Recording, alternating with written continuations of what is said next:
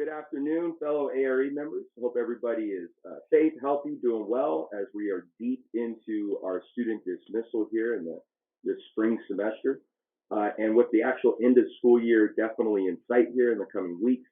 So again, I want to thank you just for everything you've done over the last weeks and months. I think on March 13th when we got that original notice of student dismissal, that I don't think any of us really comprehended what was ahead of us and what could be ahead of us in the coming weeks and months when it comes to public education. So I want to thank all of you for the work you've done. We do have a pretty jam-packed update here. We want to cover some information on the tentative agreement that was reached last week. We want to discuss some questions around the return to work, talk a little bit about the state budget and the federal budget, and then an opportunity for you to be involved in the NEA Representative Assembly this summer. And of course, we'll have some raffle prize opportunities here at the end if you pay attention. So the first thing when it comes to the tentative agreement that was reached last week, I want to thank everybody that reached out in text messages, emails, Facebook messages, thanking our team and for the work that they've done. I want to thank them too, because I know this was a huge sacrifice that all of them made over the last year to bargain a contract collectively for our members. I also want to thank those that reached out that expressed some frustration. And I want to be very clear that I'm right there with you. Our team is at eat, sleep, worked on this for 18 months now, organized, rallies and parent contacts and, just so many different people involved in this effort. And then to have something like COVID-19 happen at really the most inopportune time is extremely frustrating and disappointing, and not being able to accomplish a lot of the goals that we originally set out is definitely something that doesn't sit well. But it is the reality. I want to be very clear that I am voting yes on this contract. Our team is. It was a unanimous agreement between our board and bargaining team, because we believe that having this contract right now is better than not having a negotiated agreement at this point and then going forward into fact finding and a potential strike. So we are, of course, advocating a yes vote. The link to details about the tentative agreement have been both sent out in email, but they're also in the comments of this video. If you go to aremembers.org, you will find the link to the tentative agreement there, but there's also a summary here of the TA in the bottom of this video. The summary of the TA and the link will be sent out via U.S. mail to members in the coming days. You should get that definitely by the end of the month. You will have until you have that first week of June to be voting. We'll ask for ballots to be back at the ARE office by June 8th, where we'll then count them and have them ready before the June 10th school board meeting, where the school board will then vote to ratify the contract, and then we can move forward with the retro checks and the bonus checks and whatnot. So if we don't have your right email address, or excuse me, your home address, please send an email to organizing@aremembers.org, and we will make sure we have your right address on there. If for some reason you don't get the ballot in the mail, we are going to make sure that we have the office open on June 8th for anybody that would like to come in person to vote, just to make sure everybody has that opportunity. So pay attention in the mail in the next couple of weeks or week or so, and you should see your ballot arrive.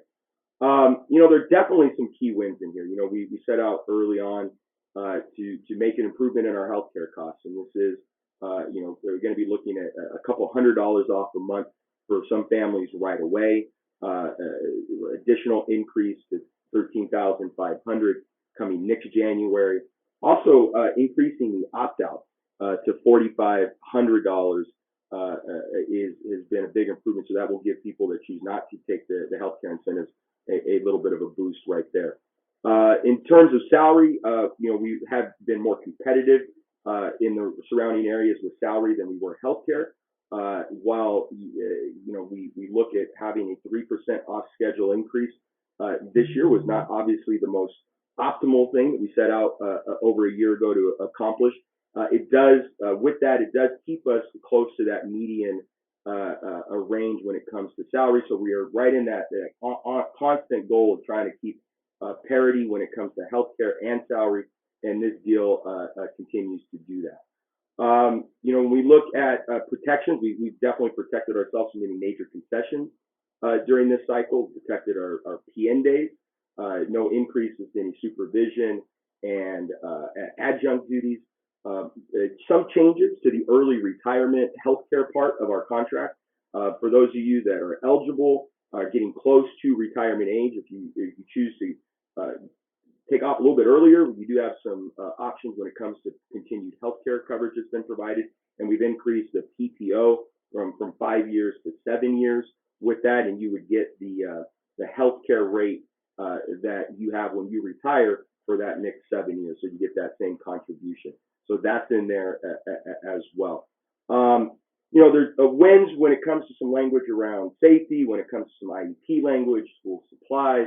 So I encourage you to take a look at the summary, take a look at the detailed TA. You'll definitely have time to review that. Again, we're also gonna hold two forums when it comes to giving some members some opportunity for input and some feedback and to ask questions. So pay attention. If you look in the email, we're going to see a couple links for a couple dates to have those two forums, and we'll definitely be promoting those as they get closer. Now, I also understand that there's a lot of questions and really some frustrations, especially around the area around class sizes and caseloads. Again, yes, we're frustrated as well, but also understand that the current contract we have is a contract for normal circumstances. So we are definitely going to have to be looking at this return to work in this COVID-19 world and making sure that our classes are safe, that we have the right sizes to return to, and that is being discussed and negotiated separately. So kind of now moving the conversation into the return to work. Our vice president is going to be our next president, Amy Urbian, has taken the lead for ARE and being a part of that return to work task force, and they've had some initial meetings. They are going to be reaching out for surveys, both the parents, the staff. They're also going to be bringing more staff together to look at some options that we will have as we return to work next school year. Really, the best place to get a lot of information right now is the news. Okay, really, we are following a lot of what we're getting, from the county, looking on Facebook, on the news to get different ideas of ways that we could start the school year next year. So understand, yes, we realize there's a lot of unknown questions, a lot of rumors, a lot of ideas out there. But Enroll and Unify, we will have to work a lot of this out locally. We will have to possibly bargain additionally some class size and work hours and all those different things as we make decisions about how the return to work next year will look. So pay attention in the coming weeks for more information and more updates from Amy. And Amy, as I start to make my transition back to the classroom, and I'll be teaching summer school this year, you'll start to see more Amy come on and start to give more updates and start to talk about what that return to work next year will look like. Now, a big part of returning to work is having resources, and a big part of resources is money. And obviously, one of the biggest impacts of COVID in public education was the financial impact. The state budget is looking at a $54 billion deficit from the budget that the governor proposed in January. So that is a huge hole, and it can't be ignored. I know there's been a lot of rumors, too, about, you've seen some news stories about 10% pay cuts to state employees. We want to be very clear. Any cuts that would have to come down the road would have to be locally negotiated, we believe. The governor might have a little more control over some other state employees, but when it comes to public education, money is allocated to us, and then we have to bargain how those resources are spent at a local level.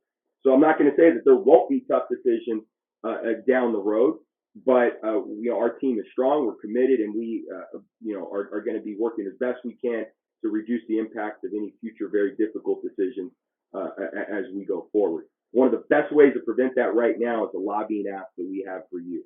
You've been paying attention to the videos. Last week we asked you to call a 1-855 number to do some lobbying on the congressional side or the House side. We now need to move that lobbying over to the Senate side. So if you could take some time out of your day today to call 1-855-977-1770. Again, that's 855-977-1770.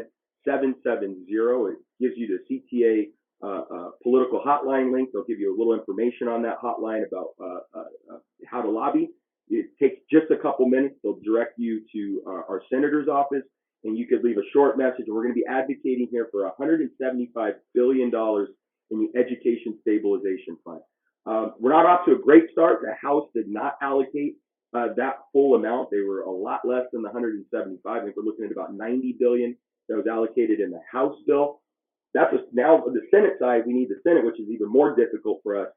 We need them to now put 175 billion into that, and that's the number we're really targeting. So it's an uphill battle right now, but really the amount of phone calls and lobbying you can make will really kind of help push us in that direction to give us the stimulus money we need from the federal government back in our state.